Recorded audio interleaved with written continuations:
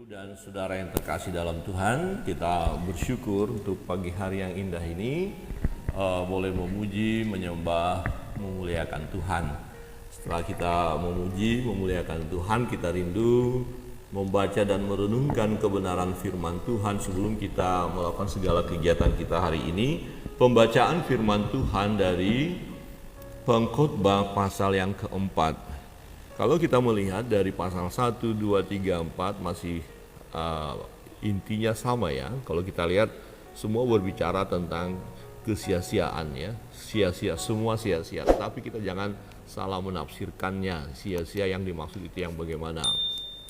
Ya, bukan berarti hidup ini percuma, hidup ini tidak ada artinya, tidak seperti itu. Tetapi kebenaran firman Tuhan, kita lihat beberapa pasal yang sudah kita renungkan bahwa kalau kita mau mempertahankan itu sebagai milik yang terus kita miliki, artinya kita pertahankan jadi milik kita, ternyata tidak mampu kita mempertahankan sebab akan hilang juga ya, seperti dikatakan menjaring angin.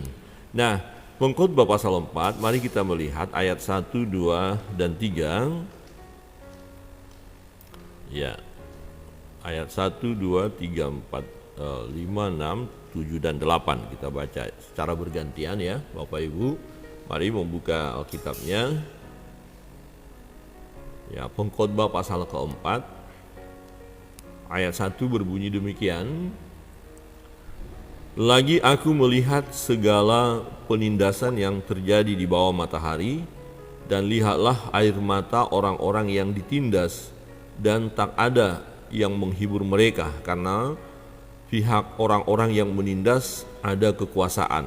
Bapak Ibu, ayat yang kedua.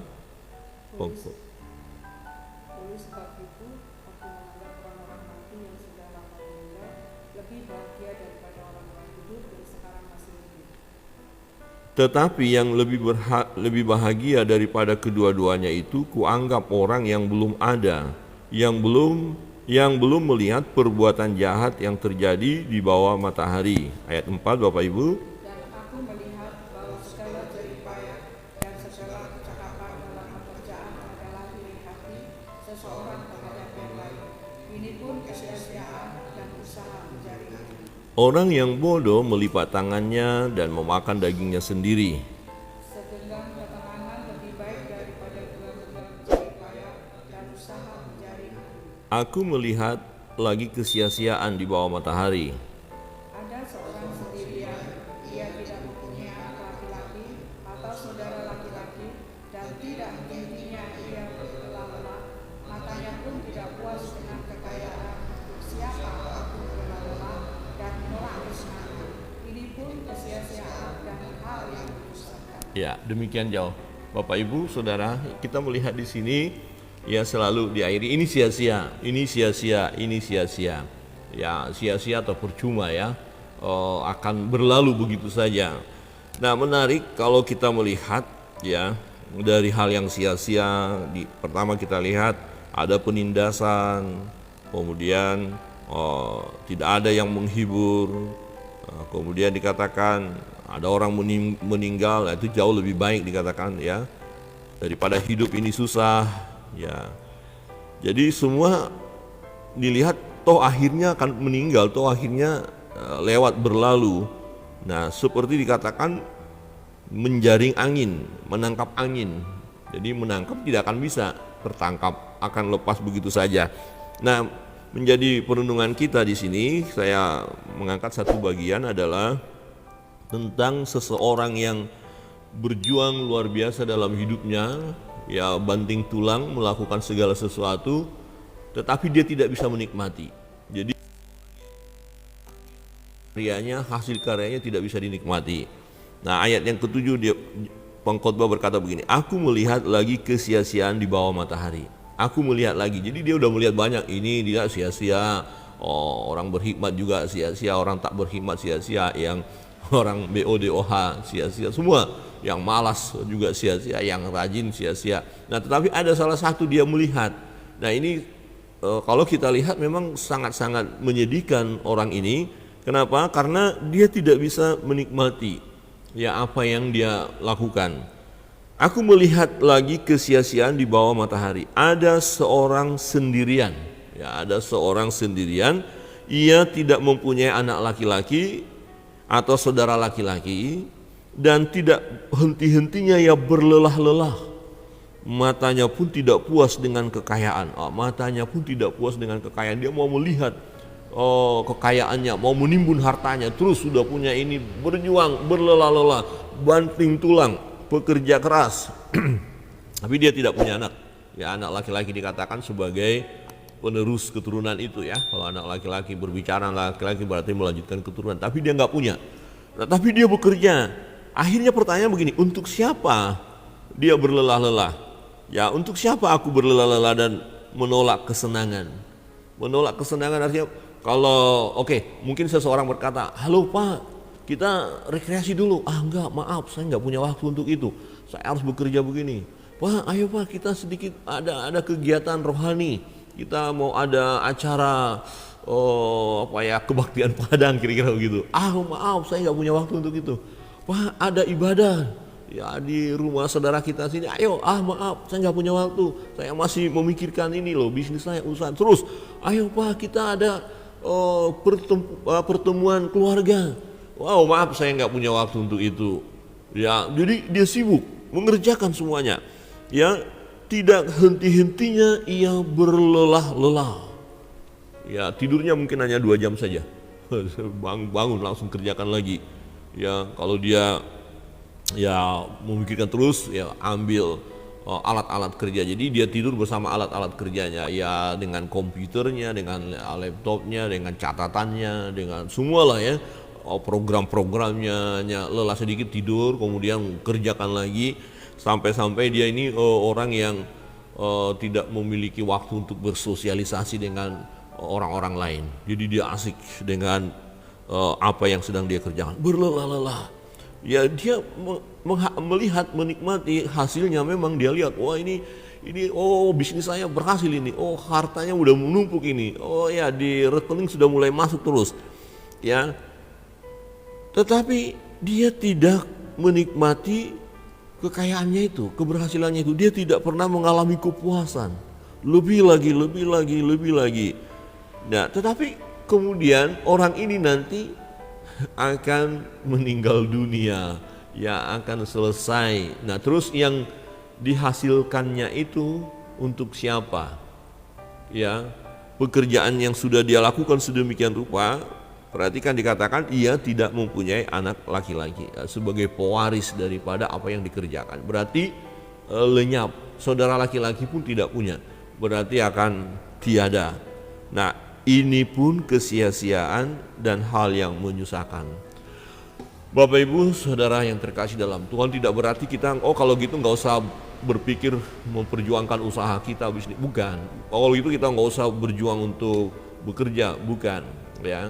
Tetapi ada waktu di mana kita bisa menikmati apa yang kita kerjakan ya.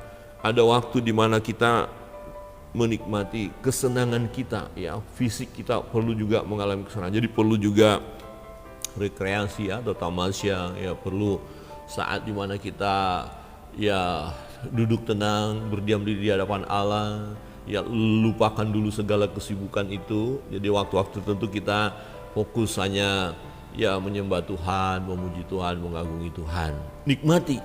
Jadi kita sebagai anak-anak Tuhan harus menikmati hidup ini. Ya, amin. Harus menikmati hidup ini. Jangan menolak kesenangan. Di sini dikatakan dan menolak kesenangan.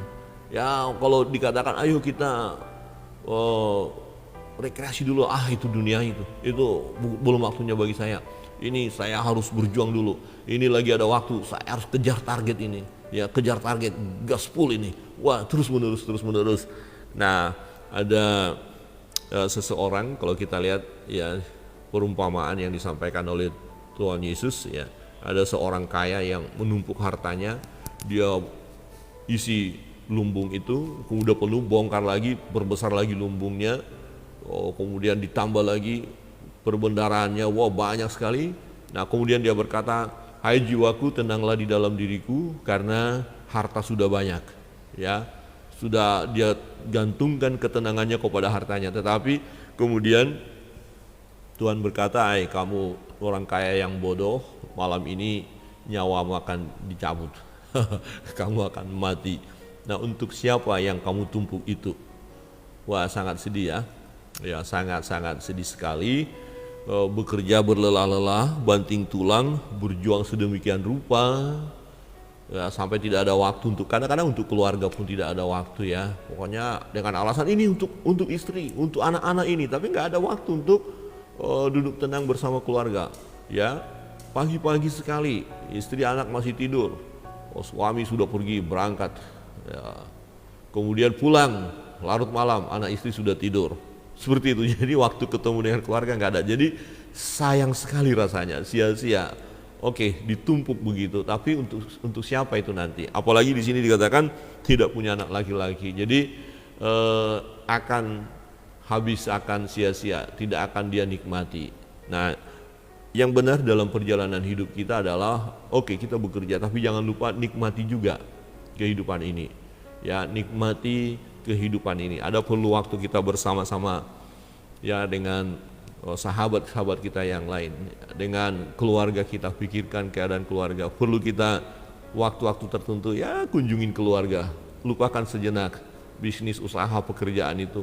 Ya, apalagi pas hari libur ya hari libur gunakan untuk bersosialisasi juga dengan masyarakat lain, dengan keluarga secara khusus. Jadi jangan terus berlelah-lelah. Memang ada hasil, ada keuntungan, tapi tidak menikmatinya.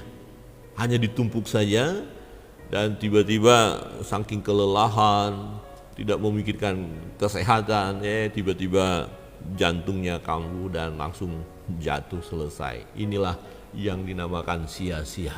Ya, bagi seorang ini yang memprioritaskan hidupnya hanya untuk kekayaan, dikatakan dia tidak puas dengan kekayaannya, jadi terus tambah.